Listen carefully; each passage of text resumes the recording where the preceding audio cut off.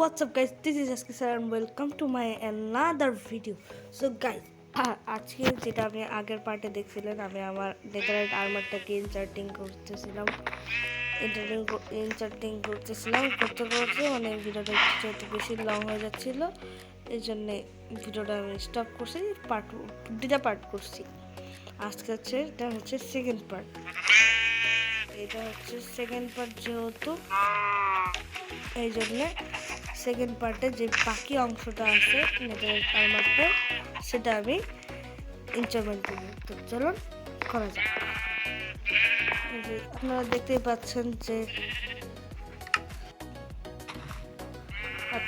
পাচ্ছেন যে আমার যে এইটা হচ্ছে আমার নেটের আর্মার, যেটা আমি উপরে দুটো অংশ হচ্ছে ইনসার্টিং করছিলাম। এখন আজকে বাকিটা এখন আমি লেগিংসটাকে ইনচারমেন্ট করার জন্য প্রথমে আমাদেরকে যেগুলো রাখছে, ওটা হচ্ছে প্রোটেকশন 4, মেন্ডিং, ট্রিপল আই, আর একটা হচ্ছে আনব্রেকিং 3। তো আমরা এইভাবে ধীরে ধীরে আগে যেভাবে দেখেছিলাম এভাবে করে নিতে হবে আমাদেরকে,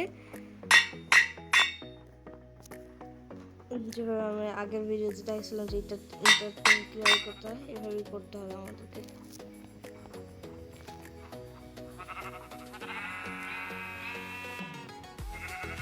আমরা একটা হয়েছে লাস্ট স্নেক ট্রিপল আই লাগাইলে হয়ে যাবে। গাইস, আমাদের লেগিংসটা হচ্ছে ইনচার্টিং হয়ে গেছে। এখন এটা নিয়ে নিচ্ছি।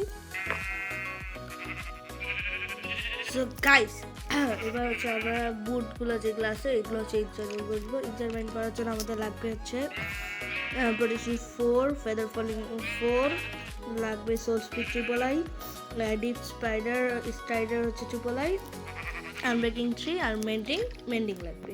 এতে আমরা এখন যেভাবে করি অল টাইম এভাবে করে নিতে হবে।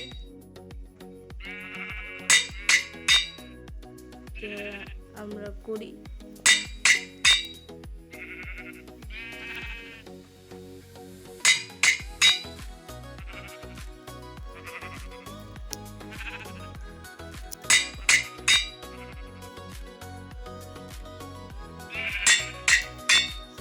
আমাদের ফুল আর্মারটা হচ্ছে ইনস্টলমেন্ট করা হয়ে গেছে।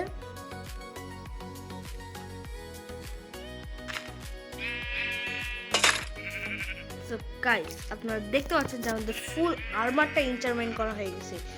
সো গাইস, আজকের ভিডিওটা ছিল এই পর্যন্তই। আশা করি সবার ভালো লেগেছে। সামনের ভিডিওতে দেখাবো যে কিভাবে একটা আর্মারকে বিভিন্ন ধরনের রেড স্টোন, ডায়মন্ড, গোল্ড দিয়ে কীভাবে মডিফাই করা যায় বা কালার করা যায়, সেটা আমি সামনের ভিডিওতে দেখাবো। সো গাইস, আজকের ভিডিওটা ছিল এই পর্যন্ত। আশা করি সবার ভালো লেগেছে। টাটা, হ্যাভ ফান, খোদা হাফেজ।